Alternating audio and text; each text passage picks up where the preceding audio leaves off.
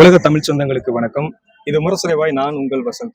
இன்னைக்கு நம்ம எங்க நிக்கிறோம் அப்படின்னா, சென்னையில இருக்கக்கூடிய எழும்பூர் சட்டமன்ற தொகுதியில தான் நம்ம நிக்கிறோம். இங்க உள்ள மக்கள்கிட்ட போயிட்டு நம்ம இன்னைக்கு விவசாய நிலங்கள் அப்படின்றது 30% மேல அளிக்கப்பட்டிருக்கு.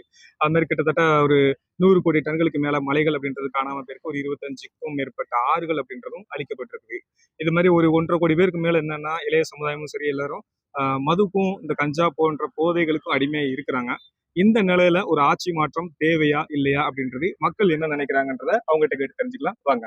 சரி செய்யப்பட வேண்டிய ஒரு நிலையில தான் இருக்குதா? ரெண்டுமே கண்டிப்பா நீங்க சொல்ற மாதிரி சரி பண்ற இதுல தான் இருக்கு. அதுக்கு என்னன்னா ரிசோர்சஸ் எல்லாம் ப்ரொடக்ட் பண்றதுக்கு, அக்ரிகல்ச்சரை இது பண்றதுக்கு நிறைய என்ஜிஓவோ இல்ல கவர்மெண்ட் சைட்ல இருந்தும் நிறைய பேர் வந்து ஸ்ட்ராங்கா இது பண்ணி அந்த ரிசோர்சஸ் எல்லாம் வந்து ப்ரொடக்ட் பண்ணி தான் ஆகணும். இந்த drug addiction like it's depends on இதுக்கு எனக்கு ஐடியா இல்லை. But okay. இப்போ ட்ரக் அடிக்ட்ஸ் அப்படின்ட்டு வரும்போது என்னன்னா, இதுவுமே வந்து என்னன்னா ஒரு டாஸ்மாக் அப்படின்றத நடத்துறது யாரு? கவர்மெண்ட் தான். கவர்மெண்ட் தான் நடத்துறாங்க. இது எப்படி என்னன்னா, உலகத்திலேயே வந்து ஒரு அரசாங்கம் வந்து இது மாதிரி மது அப்படின்ற விற்பனையை ஊக்குவிக்கக்கூடிய ஒரே ஒரு அரசாங்கம் எங்கே இருக்குது அப்படின்னா நம்ம தமிழ்நாட்டில் மட்டும்தான் இருக்கு. இந்தியாவில் கூட வேற எங்கேயுமே கிடையாது. இப்படி இருக்கிற பட்சத்தில் அதே மாதிரி தான் நீங்க சொன்ன மாதிரி கவர்மெண்ட் சைட்ல இருந்தா நீங்க இயற்கை விவசாயம் இதெல்லாமே காப்பாற்றணும் அப்படின்றது கவர்மெண்ட் சைட்ல தான் நீங்களே சொல்லிருக்கீங்க. இப்போ இந்த இடத்துல நீங்க சீமானவர்களோட பேச்சு கேட்டிருக்கீங்க. அப்பப்போ கேட்டிருக்கு. அப்பப்போ கேட்டீங்க. இப்ப அவர் பேசுறதுல எது வந்து சரியா இருக்குது, எது வந்து சரி? அவ்வளோ அவ்வளோ இதுவா நான் மானிட்டர் பண்ணது. ஓகே. இல்ல நீங்க பார்த்த வரைக்கும் எந்த விஷயங்கள் அவர்கிட்ட நீங்க பேசுற விஷயங்கள் என்ன விஷயம் உங்களுக்கு பிடிச்சது? அதுதான் சேவ் அக்ரிகல்ச்சர்னு சொல்றாரு. எப்படி இம்ப்ளிமெண்ட் பண்ண போறாங்கன்னு தெரியல. ஸோ அது வந்து சொல்றதை கேட்கும் போது ஓகே நல்லா இருக்கு. But how is going to implement எனக்கு தெரியல. நீங்க என்ன ஒர்க் பண்றீங்க? டாக்டர். டாக்டரா இருக்கீங்க. ஓகே. அப்ப ஏன்னா அந்த இடத்துல மருத்துவர்கள் அப்படின்னு வரும்போது எனக்கு தெரிஞ்ச அதிகமான வாய்ப்பு வந்து நாம் தமிழர் கட்சியில கொடுத்துருப்பாங்க. நீங்க கொஞ்சம் தேடி பாத்தீங்கன்னா அதுல தெரியும். இல்ல உங்களுக்கு ஒரு ஆட்சி மாற்றம் அப்படின்றது வந்தா உண்மையிலே இதெல்லாம் சரியா போகும் அப்படின்றது நம்புறீங்க? கண்டிப்பா ஃபுல்லா சரியா போகாது. யார் வந்தாலும் சில இருக்கிற பிரச்சனைகள் இருக்கும். பட் புதுசா ஏதாவது ஆப்பர்ச்சுனிட்டி கொடுத்தா அவங்க எப்படி டீல் பண்றாங்கன்னு பார்க்கலாம். அதே மாதிரி ப்ராபபிலிட்டி இருக்கு. ஓகே. இந்த இடத்துல நான் ஆட்சி மாற்றம்ன்றதும் ஒரு வாய்ப்பு இருக்கு இல்லையா? இருக்கு. ஓகே. இப்போ ஒருவேளை உங்களுக்கு ஒரு ஆட்சி உங்களுடைய ஓட்டுக்கு வந்து ஒரு அதிகாரம் இருக்குன்றது நம்புறீங்களா? இருக்கு. கண்டிப்பா இருக்கு. அப்போ உங்களுடைய ஓட்டு அப்படின்றது யாரோ ஒருத்தருடைய வெற்றி சொல்லி கட்டாயம் தீர்மானிக்கும் இல்லையா? இந்த இடத்துல இப்ப நாம் தமிழர் அப்படின்றது அவங்க என்ன சொல்றாங்க அப்படின்னா, ஓட்டுக்கு முதல்ல வந்து பைசா கொடுக்க மாட்டாங்க. அதாவது உங்களுடைய ஓட்டுன்றது விலை மதிப்பு இல்லாத ஒரு ஓட்டு. இதை வந்து நான் பணம் கொடுத்து நான் வந்து உங்களை வந்து இந்த மாதிரி ஊழலுக்குள்ள முதல்ல இழுக்க மாட்டேன் அப்படின்ற மாதிரி ஒரு விஷயம் சொல்றாங்க ஒண்ணு. இன்னொன்னு, ஆண்களுக்கும் பெண்களுக்கும் சரிசமமான வாய்ப்பு கொடுக்கறது அப்படின்னு பார்த்துட்டா அது நாம் தமிழர் கட்சி மட்டும் தான் கொடுக்குறாங்க. இப்ப 234 தொகுதி வருதுன்னா 117 தொகுதி ஆண்களுக்கும் 117 தொகுதி பெண்களுக்கும் கொடுக்குறாங்க. இது பண்றாங்க. இன்னொன்னு அடுத்தது என்ன அப்படின்னா, கல்வி அப்படின்ட்டு வரும்போது அது கிட்டத்தட்ட உலகத்தரமா மாற்றம்ன்ற மாதிரி சொல்றாங்க. இப்ப கிட்டத்தட்ட ஒரு 217 பள்ளிகளுக்கு மேல என்ன பண்ணிட்டாங்கன்னா மூடிட்டாங்க. ஸோ அப்ப கல்வியை நான் என்ன பண்ணுவேன்னா மீட்டெடுத்து உலகத்தரத்துக்கு மேல கொண்டு வருவேன் அப்படின்னு சொல்றாங்க. அதே மாதிரி தான் உங்களுடைய மருத்துவத்தையும் என்ன பண்றோம் அப்படின்னா உலகத்தரத்துக்கான விஷயங்களை கொண்டு ஏன்னா இப்போ அந்த அரசு மருத்துவமனைகள் இந்த மாதிரியான சில பிரச்சனைகள் பார்த்தா எனக்கு நம்ம கண்கூட பார்த்துட்டு இருக்கோம்ல, இது எல்லாமே நான் சரிப்படுத்தி கொண்டு வருவேன் அப்படின்ற மாதிரி சொல்றாங்க. விவசாயத்தை முக்கியமா என்ன பண்றாங்க அப்படின்னா அரசு பணியாவே மாற்றுவோம் அப்படின்னு சொல்றாங்க. ஏன்னா ஒரு அரசு பணியா மாறி வரும்போது கட்டாயம் எல்லாரும் என்ன பண்ணுவாங்க அப்படின்னா அரசு வேலை அப்படின்ற ஒரு விஷயத்துல எல்லாரும் போறாங்கல்ல, அப்போ விவசாயம் அப்படின்றது காக்கப்படும். நீங்க எப்படி இம்ப்ளிமெண்ட் பண்ண போறாங்கன்னு சொல்லி கேட்டீங்க இல்லையா? அப்போ ஒருத்தர் சாதாரண ஒரு வேலையோட இப்ப என்ன பண்றாங்கன்னா நிறைய பேர் முடிச்சுட்டு உங்களுக்கு டிஎன்பிஎஸ்சி ஏதோ ஒரு எக்ஸாமுக்காக எங்கெங்கெல்லாமோ இருந்து படிச்சிருக்காங்க இல்லையா? இப்போ எனக்கு வந்து தூத்துக்குடி, அங்க தூத்துக்குடியில 2-3 சென்டர் இருக்குது. எல்லா ஊர்ல இருந்து என்ன பண்றாங்க, நாங்க தங்கியே வந்து இந்த மாதிரி அரசு வேலைக்காக நான் போகணும் அப்படின்ற ஒரே நோக்கத்துக்காக வந்து படிச்சுட்டு இருக்காங்க. இப்போ விவசாயம் அப்படின்றது அரசு வேலை ஆயிடுச்சு.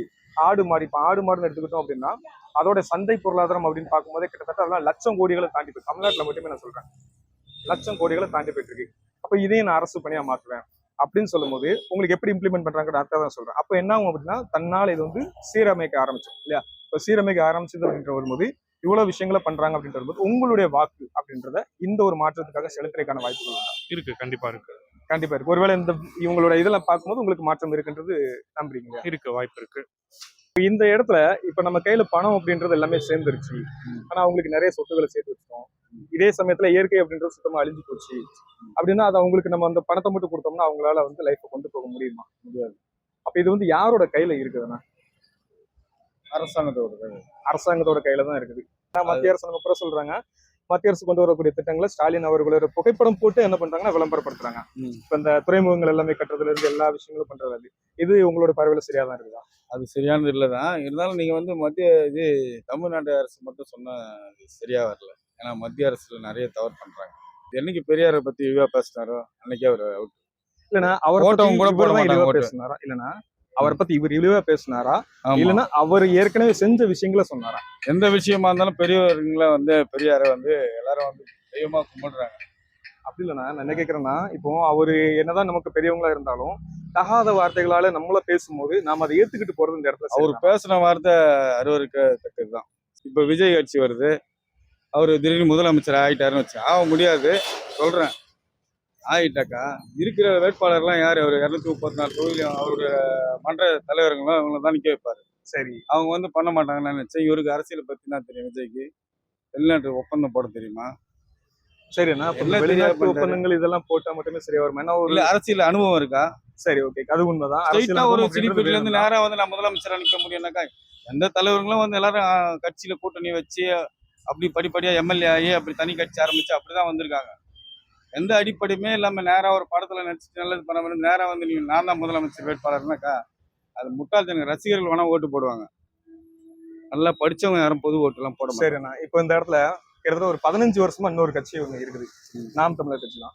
இவங்களோட கொள்கைகள்னு எடுத்துக்கிட்டீங்க அப்படின்னா ஓட்டுக்கு ஒரு பைசா தர மாட்டேன். அதாவது உங்களுடைய ஓட்டை, உங்களுடைய வாக்கை, உங்களுடைய உரிமையை நான் காசு கொடுத்து உங்களை நான் அசிங்கப்படுத்த மாட்டேன் ஆமா. அப்படின்றது அதான் வெளிப்படையான ஒரு விஷயம் ஆமா. தான்.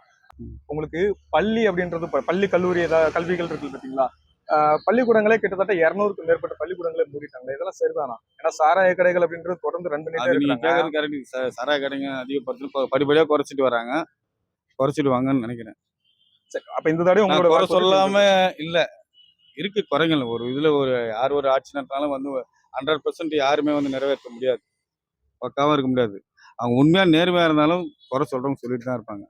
இது ஓரளவுக்கு எல்லா ஆட்சியோட இது பரவாயில்ல. ஒரு ஸ்டாலின் வந்து பரவாயில்ல. அப்ப நீங்க உங்களுடைய இந்த முறையும் உங்களோட வாக்கு திமுக க்கு தான். ஆமா சரி, நன்றி. கொஞ்சம் நம்மளுக்கு வந்து தண்ணி, இந்த காத்து, இந்த வயல்வெளி இதெல்லாம் இருந்தா தான் வந்து நமக்கு செழிப்பா வாழ முடியும். இப்போ அதெல்லாம் இல்லைன்னா நம்ம கஷ்டம் தானே. கஷ்டம் தான். ஆ அப்போ இந்த இதை காப்பாற்ற வேண்டிய இடத்துல இருக்கிறது யாரு? மக்கள் தான் சார் அது அந்த இடத்த அழிக்காம பார்த்துக்கணும். இல்ல இப்போ மக்களோட கையில தான் இருக்குன்றீங்களா? இப்ப நான் வந்து ஒரு விவசாய நிலம் அப்படின்றது மொத்தமா அழிக்கப்படுது. இப்ப மலைகளை வெட்டி எடுக்கிறது மக்கள் தான் வெட்டி எடுத்துட்டு போறாங்களா? மக்கள் கிடையாதே. அப்ப இந்த இடத்துல அந்த பொறுப்பு யார் கையில இருக்குது? நம்ம முதலமைச்சர் கிட்ட தான் இருக்கு. அதை வெட்ட விடாம பார்த்துக்கிறதோ, அது அழியாம பார்த்துக்கிறதோ அவர் கையில தான் இருக்கு. சரி, அப்ப ஆட்சி யார் ஆட்சியாளரா இருக்காங்களோ அவங்க கையில தான் இது எல்லாத்தையும் பாதுகாக்க வேண்டிய பொறுப்பு இருக்குது இல்லையா? ஆமா சார். இப்போ வந்து அவங்க தான் வந்து நாட்டையே வச்சு கையில ஆள்றாங்க. இப்போ அவங்க தான் வந்து வேற யாரும் அந்த போய் நம்ம வெட்ட முடியாது செய்வோம். இவங்க ஒரு பதவியில இருக்கிறதுனால தான் அதை வெட்டுறாங்க. அவங்க அந்த பதவிக்கு அப்ப இது கொடுக்கலன்னா வெட்ட முடியாதுல்ல. இந்த இடத்துல நீங்க சீமான் அவர்களோட பேச்சு கேட்டிருக்கீங்களா? இல்ல சார், நான் ஒரு இதுல பண்ணல. இல்ல சீமான் நாம் தமிழர் கட்சி பத்தி உங்களுக்கு தெரியும் இல்லையா? அது நான் அவ்வளவா பார்க்க மாட்டேன் சார். அதிகமா பார்க்க மாட்டீங்களா? தெரியாது. இப்ப என்ன கேக்குறேன் அப்படின்னா, இப்போ சீமான் நாம் தமிழர் கட்சி இவங்க மட்டும்தான் இப்ப என்ன பண்றாங்க அப்படின்னா, ஓட்டு அப்படின்ட்டு வரும்போது உங்களுக்கு ₹1 கூட பணம் தர மாட்டேன்னு சொல்லுவாங்க. அது என்ன காரணம் அப்படின்னா, உங்களுடைய வாக்குன்றது விலை மதிப்புள்ளது, இதை நான் விலை பேச மாட்டேன். காசு கொடுத்து நம்ம ஓட்டு வாங்குறது அது தப்பு.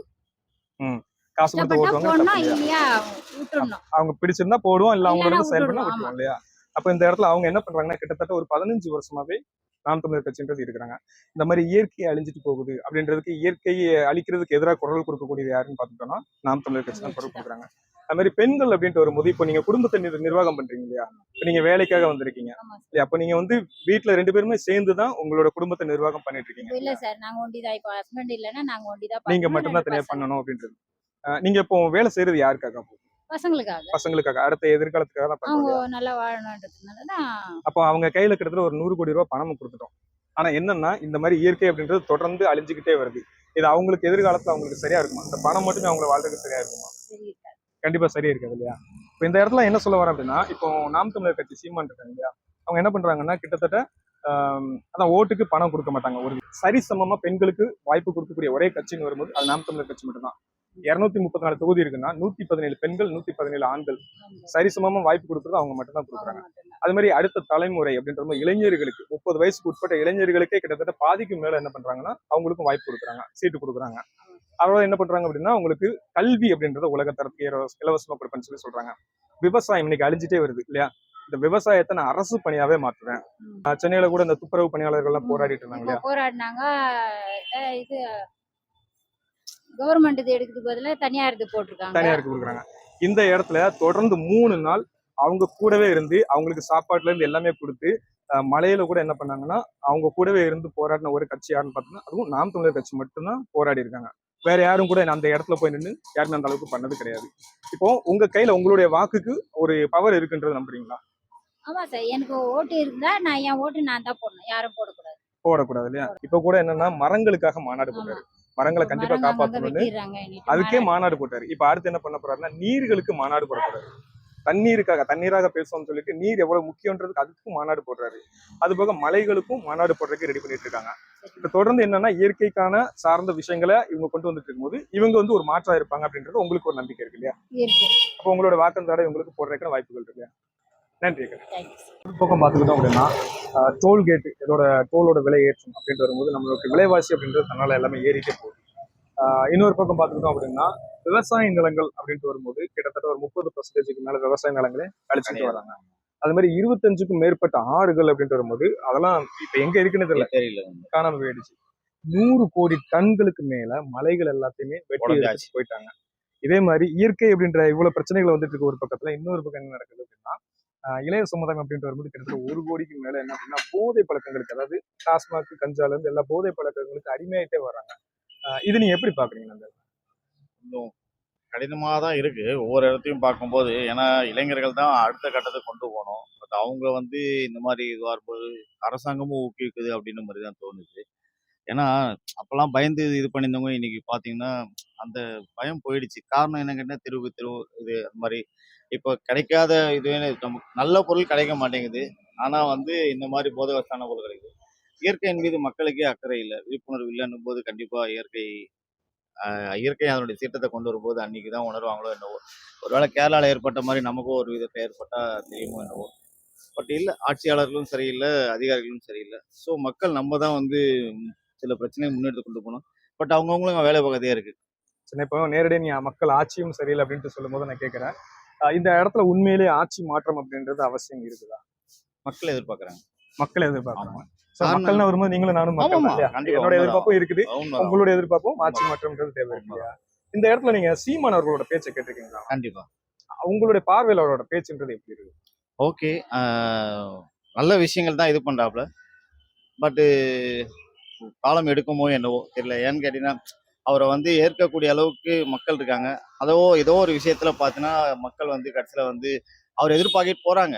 பட் இருந்தாலும் என்ன பண்றாங்க, கடைசியில அந்த 200 500 வாங்கிட்டு பழையபடிக்க நான் போறேன். ஏன்னா ஆட்டோடைய வேலை கூட இல்லை, இன்னைக்கு மனுஷனுடைய வேலை. 200 500 கொடுத்துட்டு 5 வருஷத்தை ஓட்டிட்டு இருக்காங்க. அவங்க நல்லா தெரிஞ்சுக்கிட்டாங்க அவங்களுக்கு வந்து எப்படி பணம் அப்படின்றது. ஸோ இவரால் வந்து இந்த இந்த காலகட்டத்தில் கண்டிப்பாக பணம் செலவழிக்காம எந்த ஒரு தேர்தலையும் யாருமே நிர்ணயிக்க முடியாது. ஸோ அப்படின்னப்போ அந்த இடத்துல அவர் இல்லை. ஸோ பணம் செலவழிக்கிற அளவுக்கு அவர்கிட்ட இல்ல அப்போ பணம் செலவழிக்கும் போது நீங்க சொல்றீங்கல்ல, நேரடியாக அந்த விஷயத்துக்கே கேட்கிறேன். அப்போ உங்ககிட்ட நான் வந்து உங்களோட வாக்கு நான் வாங்கணுன்றதுக்காக உங்க கையில 500 ரூபாய் கொடுத்துட்டு உங்களுடைய வாக்கு நான் போட சொன்னா அது பேர் என்ன? கண்டிப்பாக பிச்சை தான். பிச்சைன்றதை விட என்ன அப்படின்னா ஒரு ஊழல் அப்படின்ற ஒரு ஆமா, விஷயம். உண்மைதான் உண்மைதான். நான் உங்களுக்கு லஞ்சம் கொடுக்குறேன், ஆமா, நீ எனக்கு ஓட்ட போடு கண்டிப்பா. அப்படின்றத அர்த்தம். ஆனா நாளைக்கு நான் போயிட்டு உட்காந்துட்டு என்ன பண்ணுவேன், நான் உங்ககிட்ட 500 ரூபாய் கொடுத்தேன் அப்படின்னா அந்த இடத்துல என்ன பண்ண போறேன்னா ஒரு ஆளுக்கு 5 லட்ச ரூபாய் நான் எடுக்க தான் பார்ப்போம். ஆமா, உண்மை. அப்ப Investment தான். அப்படி இருக்கும்போது இவர் வந்து கிட்டத்தட்ட இவர் வந்து 15 வருஷமா நிக்கிறாரு. நிக்கிறாரு. 15 வருஷமா நிக்கிறாரு அப்படின்ட்டு வரும்போது ஒரு தேர்தல்ல கூட யார் கூடயுமே கூட்டணி இல்லை. கூட்டணி இல்ல. ஏன்னா 2 கட்சிகளுமே என்ன அப்படின்னா ஏற்கனவே நம்ம ஐயா காமராஜர் இவங்க எல்லாமே சொல்லிட்டாங்க, ரெண்டுமே இன்னும் கிடையாது, ஒரே குட்டையில் குட்டையில் உரிய மட்டைகள் தான். அப்படின்னு சொல்லிட்டாங்க. ஆமா. அப்படி இருக்கும்போது இவரும் வந்து என்ன பண்றாரு அப்படின்னா இந்த கட்சிகளோட கூட்டணி கிடையாதுன்றாரு. அதே மாதிரி உங்ககிட்ட வந்து 1 ரூபா கூட ஓட்டுக்கு காசு கொடுத்து நான் ஓட்டர் வாங்க மாட்டேன் அப்படின்ற மாதிரி ஒரு விஷயம் சொல்றாரு. அதே மாதிரி சாதி பார்த்து எனக்கு ஓட்டு போடாத அப்படின்னு சொல்லக்கூடிய ஒரே தலைவர் எனக்கு தெரிஞ்சு இவர் மட்டும்தான். கண்டிப்பா. நான் என்ன சாதின்னு பார்த்து நீ ஓட்டு போடாத, அது எனக்கு தீட்டு, அப்படி ஒரு ஓட்டு எனக்கு தேவையில்லை தேவையில்லை. அப்படின்ற ஒரு விஷயமும் சொல்றாரு.